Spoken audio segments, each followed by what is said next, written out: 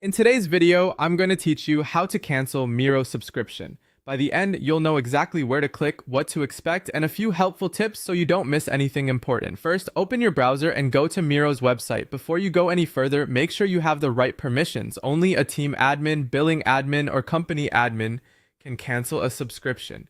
If you're not assigned one of those roles, you won't see the necessary options.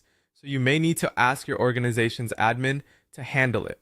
Once that's clear, log into your account and land on your main dashboard. If you're a member of multiple teams or workspaces, double check you're in the correct one whose subscription you want to cancel. This helps prevent canceling the wrong plan.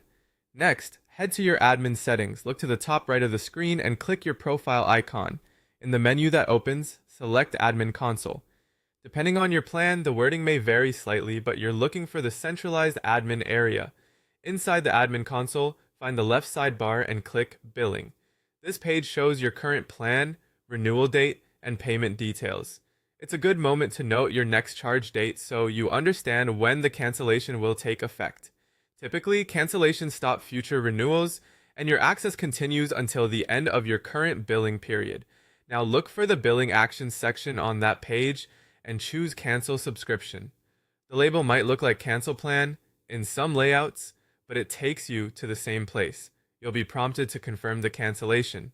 Click Continue to Cancel, optionally select a reason to help Miro improve, and then complete the final confirmation.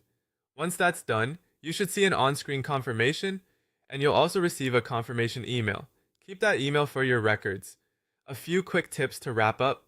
After canceling, you usually retain access until your paid period ends, so take time to export any important boards or backups you might need later. If you manage several teams, verify that the cancellation applies to the intended one. If you don't see billing or the admin console, it's almost always a permissions issue. And remember, removing a payment method by itself does not cancel a subscription. The cancellation must be completed through billing. If you ever change your mind, you can return to the billing page later and reactivate a plan. That's it. Follow these steps, confirm the cancellation, and you're all set.